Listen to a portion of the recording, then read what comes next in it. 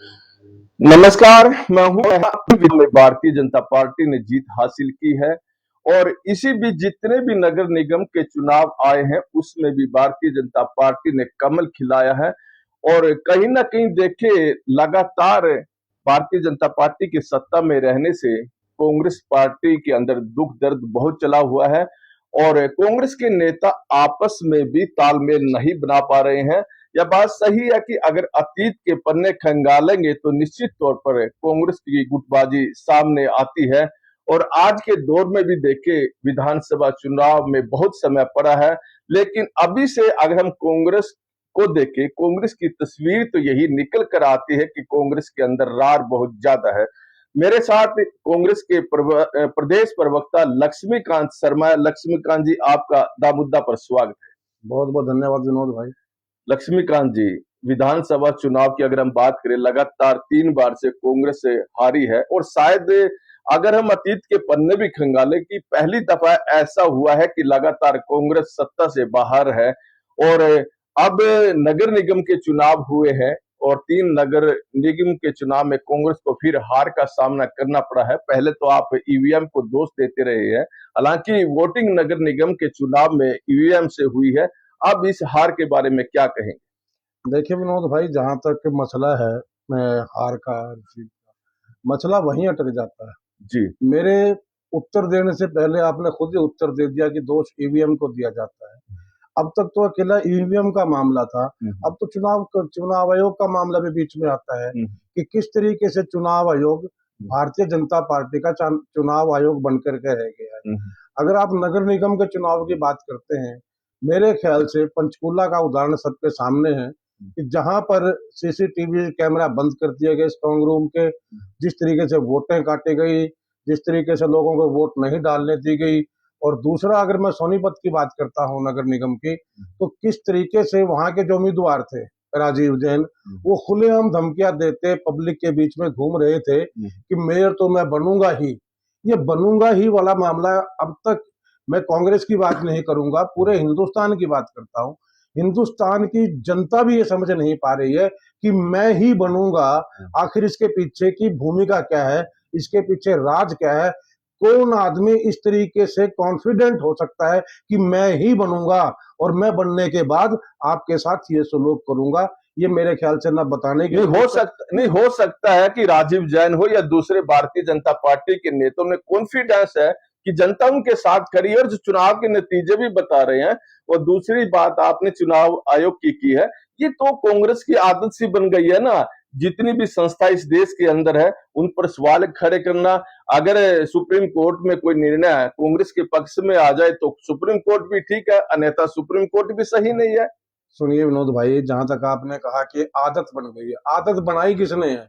जब हरियाणा सरकार का मंत्री कृष्ण बेदी जनता के बीच में पब्लिक मीटिंग में खड़े होकर के ये बात कह देता है कि भाई वोट दो या ना दो तो बात का मसला है, आएंगे तो हम ही। यार ये कौन सा तरीका है कि वोट दो ना दो फिर भी आएंगे हम ही? आप इसका जवाब तो मेरे ख्याल से मीडिया को भी दे देना चाहिए, बजाय इसके कि किसी और से प्रश्न पूछें कि वोट दो ना दो आएंगे तो हम ही। ये कौन सा तरीका बनता है? आपने चुने उसकी जो कोर्ट की बात की है, सुप्रीम कोर्ट की बात की है, मैं कानून का आदमी हूँ, एडवोकेट हूँ बाय प्रोफेशन, और मेरे मुंह से शायद ये बात ठीक भी ना लगे, लेकिन फिर भी जनता की आवाज सबसे बड़ी आवाज होती है, उससे बड़ा कुछ नहीं होता, चाहे कोई भी प्रोफेशन है, कोई भी धर्म है, कोई भी जाति है। जब पश्चिमी बंगाल के अंदर 90-92 लाख वोटें काटी जाती हैं एसआईआर में, 25 लाख वोटों का मामला सुप्रीम कोर्ट में जाता है, और सुप्रीम कोर्ट क्या कहता है? ये कहता है कि अगले चुनाव में डाल लेना। इस चुनाव में क्यों नहीं डालने? वो इसके ऊपर आप क्या कहेंगे? मैं मीडिया से सवाल पूछना चाहता हूं कि मीडिया इसके बारे में क्या कहेगा? सुप्रीम कोर्ट को जाके क्या पूछेगा? चीफ जस्टिस से पूछोगे आप लोग जाकर के क्या कि साहब अगले चुनाव में क्यों वोट डाल रहे हैं ये लोग, जब ये इस चुनाव में वोट डालने के हकदार हैं? तो इससे ज्यादा चोरी और कैसी होगी? इससे ज्यादा चोरी और सीना चोरी दोनों हो रहे हैं। उसी बंगाल में अमित शाह जाकर के कहते हैं कि 4 तारीख के बाद मैं एक एक को देख लूंगा। यार तुम खुदा हो, तुम परमात्मा हो, तुम भगवान हो क्या चीज है? सिर्फ किस लिए कहते हैं? उनको पता है कि जुडिशरी का मामला हो और चुनाव आयोग का मामला हो। ज्ञानेश कुमार गुप्ता नरेंद्र मोदी की कठपुतली बनकर के काम करता है। अब इसमें कोई दो राय नहीं, कोई शक नहीं, कहने की जरूरत नहीं। हिंदुस्तान का बच्चा बच्चा ये आवाज लगा रहा है कि हाँ, चुनाव आयोग हिंदुस्तान का चुनाव आयोग नहीं है, वो भारतीय जनता पार्टी के चुनाव आयोग है और वो बीजेपी के कार्यालय से चलता है। आपने पश्चिम बंगाल की बात करी, वहां पहुंच गए हैं आप। ऐसा यार गलत कैसे है? और दूसरी बात हम करें, वहां तो ममता बनर्जी की पार्टी ने जब लंबे समय तक सरकार रही है, बांग्लादेशियों की वोट बनाई हुई है। अगर उनकी वोट कट जाती है तो गलत क्या है? और बात करें अमित शाह की, वो प्रवक्ता बीजेपी के देंगे इसका जवाब। हालांकि वहां का माहौल अगर देखें पश्चिम बंगाल का, वहां की गुंडागर्दी आप देखेंगे कि वहां तो जो पश्चिम बंगाल के में जो ममता बनर्जी के कार्यकर्ता है, दूसरे को वोट भी नहीं डालने देते। और ये बात मैं नहीं कह रहा हूं, जो आपकी कांग्रेस पार्टी के पश्चिम बंगाल के बड़े बड़े नेता वो भी यही बात कह रहे हैं। सवाल कांग्रेस का, सवाल ममता बनर्जी का नहीं है दोस्त। सवाल इस बात का है कि इस देश की संवैधानिक प्रक्रिया को किस प्रकार से खंडित किया जाता है। मैं आपसे यह पूछना चाहता हूं कि 25 लाख वोटर वो हिंदू वोटर है, वो बांग्लादेशी वोटर नहीं है। और फिर वही बात आ जाती है, अगर राज्य सरकार, वहां पर पश्चिम बंगाल में तृणमूल की सरकार है, ममता बनर्जी चीफ मिनिस्टर है, तो जो बॉर्डर का सुरक्षित रखने का मामला आता है वो सीआरपीएफ के अंदर आता है, वो केंद्रीय गृह मंत्रालय के अंदर आता है। जब केंद्र का गृह मंत्रालय घुसपैठ को रोक ही नहीं सकता तो उस आदमी को गृह मंत्री बनने रहने का हक बनता है क्या? कहां कहां पूरे हिंदुस्तान में घुसपैठ होगी क्या? आप बिहार में जाते हो, वहां पे आज भी मेरे पास कहो तो वीडियो, आपको 10 वीडियो दिखाता हूं जहां पे लोग ये कह रहे हैं कि हम जिंदा हैं, हम जिंदा हैं, हम हिंदू हैं, हम जिंदा हैं, उनकी वोटें काटी गई हैं। कमाल करते हैं यार ये। मतलब मैं सवाल जो सरकार से पूछना चाहिए वो अपोजिशन से पूछा जाता है, किस तरीके से संवैधानिक संस्थाओं को कैप्चर किया गया है। अब ये किसी से छुपा नहीं है। ये और मामला है कि आज ठीक है, पाप का बड़ा भरने में थोड़ा टाइम लगता है, भरेगा। और वही बात है ना भाई, देखो सीधी सी बात है, अंग्रेजों से ज्यादा जालिम शासन लोग किसी का मानते नहीं, तो सदा सदाई तो उनकी भी नहीं रही है, ये भी नहीं रहेंगे। अंत आएगा, जरूर आएगा, हर हाल में आएगा, हर कीमत पर अंत आएगा इस राज का। लेकिन उस वक्त का अंदाजा लगाइए कि किस तरीके से हिंदुस्तान कहां रसातल में जा चुका होगा। आज सिर्फ सिर्फ और सिर्फ धर्म की अफीम चटाई जा रही है। यार रोजगार का मुद्दा कहां है आपका? नौजवान मारा मारा फिरता है, नौजवान के पास रोजगार नहीं है। पढ़े लिखे लोग, आज जो पीएचडी करके लोग हैं, 20-20 हजार रुपए की नौकरी कर रहे हैं, उन्होंने पीएचडी इसलिए की थी, कहां वो मामला है? आप महिला उत्पीड़न की बात करते हैं, भारतीय जनता पार्टी के किसी नेता से पूछा कि वो महिलाओं की बात करते हैं, दूसरे के जब किसी और की बात आती है तो महिला के मामला जाता है। लेकिन बीजेपी के लोग महिलाओं का उत्पीड़न करते हैं। मणिपुर में क्या हुआ भाई, किसको नहीं पता? कहां है? उत्तर प्रदेश के अंदर क्या नहीं हुआ, सबको पता है। मतलब कहां, किस, अब कोई मुद्दा आपका है क्या? महिला उत्पीड़न, रोजगार का मामला, महंगाई का मामला। अब कब तक इन चीजों को धर्म की आड़ में छुपाओगे? मैं भी हिंदू हूं भाई, मैं भी परमात्मा को मानता हूं, मैं भी तो मंदिर जाता हूं, मैं भी जाता हूं, लेकिन बीजेपी का अंधभक्त नहीं हूं मैं। क्यों यार? धर्म को सब मानना, आप भी धर्म को मानते हो, लेकिन धर्म का नाम लेकर के लोगों का रोजगार छीन ले, व्यापारी का व्यापार छीन ले, जिम्मेदार की जमीन छीन ले, ये कहां का तकाजा आपने है? धर्म की बात की, कांग्रेस पार्टी क्या इस अनुसार नहीं चलती थी? आप तो तुष्टीकरण करते थे। और आपके आसाम के चुनाव भी बता रहे हैं कि 19 विधायक आपकी पार्टी के बने हैं और जिसमें 18 मुस्लिम बने हैं। और आपकी पार्टी तो एक ऐसा लग रहा है कि एक मुस्लिम लीग बनकर रह गई है। सुनिए, ये तो आसाम की जनता देखेगी। मैं आपने कहा ना बात, दोगला और त्रिगुना चरित्र, मैं को दोगला भी अब तो हद निकल चुका है। हेमंता बिस्वा शर्मा, यार इससे ज्यादा शर्म की बात हिंदुस्तान के किसी राजनेता के लिए क्या हो सकती है?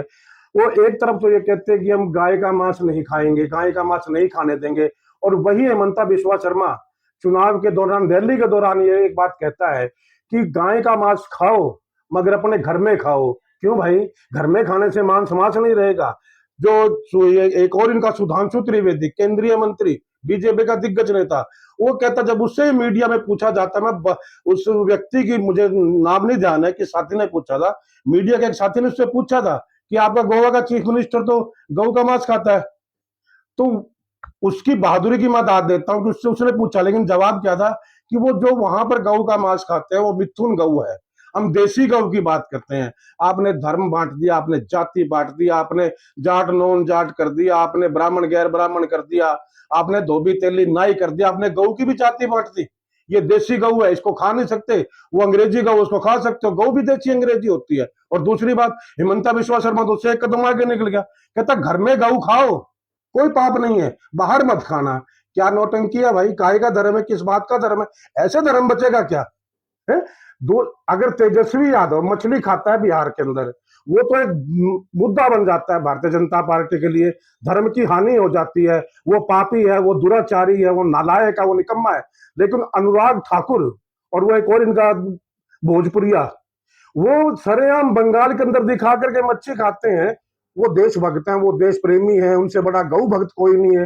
वो तो सारे, इनके सारे गुनाह माफ है। ये क्या तरीका है, कभी इनसे पूछ के देखो तो पता लगे ना भाई। बात ये है, इतनी सी है कि आप धर्म के ऊपर राजनीति कर रहे हो तो कम से कम वहां खरा तो उतरिए। फिर भी आपकी पार्टी के साथ तो जनता खड़ी नहीं होती, दिखाई नहीं देती। मेरी पार्टी के साथ जनता खड़ी है, ईवीएम नहीं खड़ी है, ईवीएम नहीं खड़ी है, एसआईआर नहीं खड़ी है। तमिलनाडु में तो ईवीएम से ही वोट पड़ी है ना, केरल में भी ईवीएम से वोट पड़ी है ना। तो छोड़ोगे किसी के लिए, एक आध तो छोड़ोगे। और दूसरी बात, ईवीएम शुरू किसने की थी? आप मेरे को ये बताइए, ईवीएम शुरू किसने? ईवीएम अमेरिका में भी शुरू हुई थी भाई, दूसरे देशों में भी आई थी, लेकिन जब उसकी ये दिक्कतें आई कि ये मामला ठीक नहीं है तो वह बंद कर दिया गया। चलिए, तो हिंदुस्तान, मेरी बात है, हिंदुस्तान के अंदर ईवीएम को बंद करने में क्या तकलीफ है? क्या तकलीफ है अगर आप पारदर्शी हो? अभी देखिए, जहां बेल्ट पेपर में जहां चुनाव होता है, जितने भी चुनाव हुए हैं, बेल्ट पेपर पे जितने भी मत डाले गए, सब में कांग्रेस जीतती है, ईवीएम पे आके हार जाती है। ये कौन सा चरित्र है? चलिए, आपकी पार्टी और आप अक्सर ईवीएम को दोष देते हैं, संवैधानिक संस्थाओं को दोष देते हैं, आप अपने घर को भी देखते हैं ना, आपके घर में क्या हो रहा है? हमारा घर बहुत बढ़िया है। आप हरियाणा की बात है, आप हरियाणा की बात कीजिए ना, क्या चल रहा है आपके हरियाणा में? क्या देख रहे हो ना आप? ये 3 बार सत्ता से बाहर हो गए हैं, और अक्सर हम देखते हैं कि जब घर में टोटा आ जाता है ना, आपस में लड़ना शुरू कर देते हैं। वही काम यहाँ पर हो रहा है साहब। विनोद भाई, ना तो घर में टोटा है, ना घर में दाने की कमी है, बिल्कुल भंडार भरे पड़े हैं। लेकिन अगर कोई किसी के घर में अब फंसी फसल, पकी पकाई फसल पे ओले पड़ जाते हैं, किसान क्या कर सकता है? अब ठीक उसी तरीके से हिंदुस्तान को या हरियाणा को आप कहें, जब तक ये ईवीएम और एसआईआर का मामला ये चलेगा, ये तो सरकार के अधीन है ना। पूरा विपक्ष और पूरा हिंदुस्तान आज आवाजें लगाता है कि एसआईआर ठीक ढंग से करो, ईवीएम बंद करो। कुलदीप शर्मा पूर्व स्पीकर आपकी पार्टी में है या आपकी पार्टी के नेता है, ये बताइए। कांग्रेस में है भाई, कांग्रेस में है ना। और पूर्व स्पीकर कह रहे हैं कि देखिए, हम जब चुनाव हारते हैं हम ईवीएम करते रहते हैं, लेकिन हमारे जो नेता हैं वो एक दूसरे को हराते हैं। और नगर निगम सोनीपत का उन्होंने एग्जाम्पल दिया है, वहां आपके कमल दीवान वहां प्रत्याशी रहे हैं। और कुलदीप शर्मा का कहना है कि कमल दीवान मजबूत उम्मीदवार थे, लेकिन वहां जो पूर्व विधायक है उन्होंने गोभी खोद दिया। साथ साथ में दिखाई जरूर दिए हैं, लेकिन गोभी खोद दिया, इस कारण से हारे हैं। तो क्या कहेंगे इस विनोद भाई? ये कुलदीप शर्मा जी बेहतर बताएंगे कि उनका क्या मामला है, वो कमल दीवान का क्या है। लेकिन मैं यही बात कहूंगा कि किसी के हराने से कोई हारता नहीं। सबसे बड़ी जो वजह होती है वो आज के टाइम में, मैं मान लेता कि ठीक है गुटबाजी होती है, हर जगह होती है, ये ऐसा नहीं कि कांग्रेस में है, भारतीय जनता पार्टी में शायद हमसे भी ज्यादा है। अभी मैं आज रामविलास शर्मा जी का, पंडित जी महाराज का वीडियो देख रहा था कि जिस आदमी ने भारतीय जनता पार्टी की बुनियाद हरियाणा में डाली, आज वो मंच से रो रहा था कि मेरे साथ हुआ क्या है, हमने बीजेपी खड़ी करी, आज हमें को पूछने वाला नहीं है। तो ये गुटबाजी ने तो क्या है? कहाँ है रामविलास शर्मा, कहाँ है अनिल विज? आज बीजेपी में है भी कौन है? अगर दूसरे तरीके से मैं कहूं तो भाई कहीं ना कहीं बीजेपी में हमारे वाले साथी जाके जो है ना आज मजे ले रहे हैं। तो आप कांग्रेस का जो घर है आपका, उसको सुधारिए ना। पहले आप देखिए ना, गोकुल सेतिया कितने तंज विजेंद्र सिंह की यात्रा पर कस रहे हैं, और कह सकते हैं कि भूपेंद्र सिंह हुड्डा भी विजेंद्र सिंह की यात्रा पर सवाल खड़े करते रहते हैं। और कुलदीप शर्मा ने तो यहाँ तक कहा कि गुरुग्राम के अंदर राहुल गांधी आए हैं, और भूपेंद्र सिंह हुड्डा का हालांकि उन्होंने नाम तो नहीं लिया, और कहा है कि एमपी और एमएलए उस कार्यक्रम में भूपेंद्र सिंह हुड्डा ने जाने से रोके, मतलब नाम नहीं लिया, इशारा किया है। और वहां ज्यादातर तो एमपी एमएलए के ही नहीं है। देखिए विनोद भाई, जहां तक मामला आता है, राहुल जी जब किसी कार्यक्रम में आ जाते हैं, कौन आदमी कहाँ है, क्या कर रहा है, इस चीज से कोई ताल्लुक नहीं रहता। जिस प्रोग्राम में राहुल गांधी, जिस कार्यक्रम को राहुल गांधी आकर के संबोधित कर रहे हैं, मेरे ख्याल से वो कांग्रेस का कार्यक्रम अपने आप बन जाता, कहने की जरूरत ही नहीं है। दूसरी बात रही रोके ना रोके, देख भाई मुझे तो इस बात के बारे में कोई जानकारी नहीं है। जिस आदमी को जानकारी है इसका बेहतर जवाब वही देगा। हाँ, मैंने एक लेटर जरूर पढ़ा था जो राव नरेंद्र सिंह जी जो पीसीसी प्रेसिडेंट ने निकाला था, उसमें कुछ छूट ये जरूर थी कि जहां जहां, क्योंकि मेरे की ये जो प्रोग्राम था उसके साथ ही जो है चुनाव था इन तीन नगर निगम का और 4 नगर पालिका का, कि जहां जहां जो लोग काम कर रहे हैं चुनाव के अंदर, क्योंकि चुनाव उस वक्त बिल्कुल एकदम सिरे पे था, तो उस चुनाव में जो लोग काम करे वो लग रहे हैं, वो नहीं जा सके तो कोई ऐसी बात नहीं है मेरे ख्याल से तो। लेकिन प्रोग्राम कांग्रेस कर रही है तो राहुल गांधी इसमें आए हैं, तो मेरे ख्याल में कुछ कहने की जरूरत पड़ती नहीं उसके बाद। सवाल विधानसभा चुनाव को लेकर भी कुलदीप शर्मा ने उठाए हैं और कुलदीप शर्मा कहना है कि देखिए 2019 के विधानसभा चुनाव में कांग्रेस के प्रति बड़ा माहौल था और उम्मीद की जा रही थी कि 70 सीटों पर कांग्रेस जीतेगी, लेकिन एक चेहरा ऐसा रहा है, वो चाहता था कि 45 से ज्यादा सीट नहीं जीते और 15-17 ऐसे चेहरे थे जिन्होंने आजाद प्रत्याशी के तौर पर चुनाव लड़ा और कहीं ना कहीं ये जो वोट है ना, ये आजाद प्रत्याशियों के थ्रू चुराई गई। वो भी एक कारण, अब मैं मेरे ख्याल से मैं शायद आपके चैनल पे भी कह चुके 2 या 3 बार मैं इस बात को कह चुका हूँ कि अब इसको बार बार एक बार कह लो या तो थोड़ा वो है ना, एक बात हो जाती है विनोद भाई की, बोला गरीब की बहू सबकी भाभी बन जाती है। अमीर की लुगाई ने कोई देख कर कोई आंख नहीं उठा सकता और गरीब की लुगाई सबकी भाभी। अब कांग्रेस सत्ता से बाहर है, इसलिए आप बार बार वही सवाल रिपीट करते हैं। कांग्रेस सत्ता में बाहर तो इसलिए रहेगी ना कि आपस में तालमेल नहीं, आपस में कायदे से ये होता है कि जब एक सवाल का 1 बार 2 बार जवाब मिल जाए तो उसको आप उठाया नहीं जाता। लेकिन क्यों? क्योंकि भाई इस टाइम टोटे में है, सरकार है नहीं है, तो सवाल घूम फिर के वहीं आएगा। सरकार का भी सवाल हमसे ही पूछा जाएगा और अपोजिशन का सवाल भी हमसे पूछा जाएगा। और इस बात के बारे में मैं कह चुका हूँ कि एक आदमी की जीत वाकई में 2024 के चुनाव में ले डूबी थी, इसमें कोई दो राय नहीं है। लेकिन अब वही बात है, वो तो पास्ट हो चुका है, वो घटना घट चुकी है। उसके बाद भी आप एक नहीं दिख रहे है ना, उसके बाद भी कहाँ दिख रहे हो आप? राहुल जी आए तो सब पहुंचे वहां मौके पर, कहाँ पहुंचे हैं? कुलदीप शर्मा तो कह रहे हैं कि एक ही शख्स ने रोके हैं, आपके एमपी और आपके एमएलए। कुलदीप शर्मा आपकी पार्टी के है ना कुलदीप शर्मा जी बड़े नेता हैं, स्पीकर रहे हैं भाई। अब वो उतनी जानकारी मेरे पास नहीं है, देखो बड़ी सीधी सी। आप तो प्रवक्ता है, आप मुझे चेहरा है, आप कहा ना कि मैंने कहा कि जो आप बीच का रास्ता अपना रहे हैं ना, पीसीसी का जो लेटर जारी हुआ है उसमें बड़ा साफ कहा है कि जहां चुनाव है वो चुनाव भी देखना जरूरी है। वो तो अंतिम दिन था प्रचार का, तभी तो इसलिए हुआ ना। और अगर आगे पीछे का मामला होता तो उनका कहना है कि 6 बजे का कार्यक्रम था राहुल गांधी के आने का और वहां पहुंच जाते आसानी से। चुनाव की रात कत्ल की रात होती है, सबको पता है। और ये बीजेपी वालों से बड़े तो देखो आप दिन रात कवर करते हो। मेरे ख्याल से तो सारी की सारी, अब अगर ऐसी नौबत ना होती तो मैं एक बात कहना चाहता हूँ आपको कि अमेरिका 50,000 सैनिक भेजता है ईरान के साथ युद्ध में, और आप हरियाणा में रहिए ना, सुनिए ना, और केंद्र की सरकार वो बीच बीच में याद आ जाए ना, बड़े चोट तो लगी उसने किस पर बोलेंगे। तो 2.5 लाख जवान जो इस देश की फोर्स के हैं वो पश्चिमी बंगाल में भेजे जाते हैं। उस चुनाव में क्या करना है 2.5 लाख आदमी ने, मेरे ख्याल से मेरे कहने की जरूरत ही नहीं है। अब पश्चिम बंगाल पहुंच गए, आप हरियाणा में रहने के लिए तैयार नहीं है। आपकी पार्टी में क्या हो रहा है? आपने विजेंद्र सिंह पे तंज कस रहे, आए दिन कह रहे हैं तो नकलची है, और राहुल गांधी ने जिस तरह से पद यात्रा निकाली थी ठीक उसी तरह विजेंद्र सिंह ने भी वही दाढ़ी रख ली है, तो इसके बारे में रही है ना। गोकुल सेतिया कह रहे हैं, वो प्रदेश कांग्रेस कमेटी देखेगी, एक अनुशासन समिति बनी है, उसके अध्यक्ष भी हैं, उसके सदस्य भी हैं। ये उनके लेवल का मामला है, ये मेरे उसमें आता ही नहीं है। और उस किसी की व्यक्ति के बारे में मैं कोई टिप्पणी करूं, ये मेरे ख्याल से उचित नहीं। मैं यही कह रहा हूँ, जो आप लोग चुनाव हारते हैं ना, तो आपसी लड़ाई की वजह से हारते। जनता में तो गलत मैसेज जाता है ना कि देखिए इनके बीच तो आए दिन रार रहती है। जनता को अब सब मैसेज क्लियर है, जनता समझ चुकी है, हिंदुस्तान की जनता सब जानती है कि किस तरीके से हिंदुस्तान की जनता के हाथों को काटा जा रहा है केंद्र सरकार के द्वारा। वोट नहीं डालने दी जाती किसी भी तरीके से हो। जब हजारों हजारों आदमी चिल्ला चिल्ला करके ये बोले कि मैं जिंदा हूं, मैं जिंदा हूं, और उनका लिस्ट से नाम काट दिया जाए, तो इससे ज्यादा मैं समझता हूँ कि हैरानी की कोई बात नहीं। और दूसरी एक और बात, आज हिंदुस्तान के अंदर एक गजब का सिस्टम चला हुआ है कि एक आदमी एक चुनाव में तो यहाँ वोट डालता है हरियाणा में, अगला विधानसभा का चुनाव होता है बिहार में डाल लेता है, उसके बाद अगला चुनाव आता है वही आदमी बंगाल में भी डाल लेता है। ये क्या ड्रामा है यार, ऐसे चुनाव होते हैं? कितनी जगह एक आदमी मोबाइल करेगा, कितनी जगह जाएगा वो?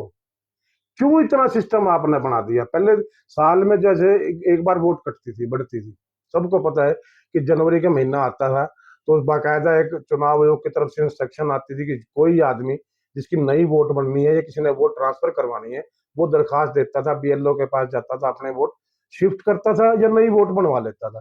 अब ये ड्रामा हर 3 महीने के बाद आपने शुरू कर दिया। आज 3 महीने मैं यहाँ हरियाणा में चुनाव है तो मेरी वोट यहाँ है, उसके बाद 3 महीने के बाद मैं अपना नाम कटवाऊंगा, मैं बिहार में शिफ्ट हो जाऊंगा, 3 महीने के बाद वहां से कटा के मैं बंगाल में शिफ्ट हो जाऊंगा।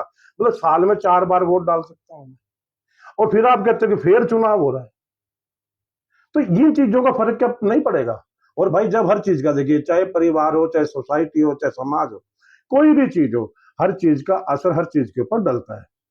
अच्छा, प्रधानमंत्री नरेंद्र मोदी ने एक मैसेज दिया कि इस साल 1 साल कम से कम सोना नहीं खरीदना और जितने व्हीकल हैं उनका इस्तेमाल भी कम करना है। इसके बारे में क्या कहेंगे? देखिए वही बात है ना, अगर इसको किस सोच के तहत लिया जाए वो है, वो वहां पर भी देखिए एक अजीब सी चीज है।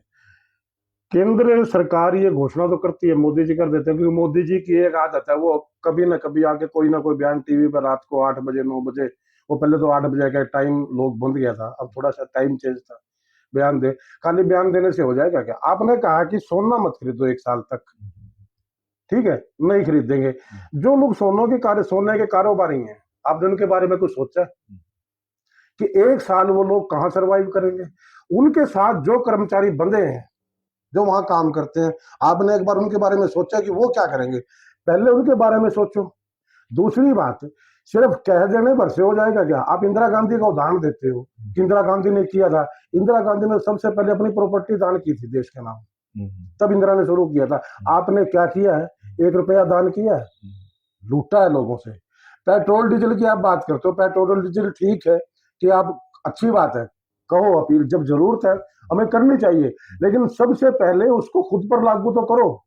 सरकारी आदमियों के कितना भी, मैं कल देख रहा था कि मध्य प्रदेश का एक चेयरमैन जो स्टेट लेवल का 700 वाहनों के काफिले के साथ वो गुजर रहा है, उसके लिए वो अपील नहीं काम करेगी। और दूसरी बात यह कि चलो उसके खिलाफ बोला जी पार्टी अनुशासनात्मक कार्रवाई करेगी।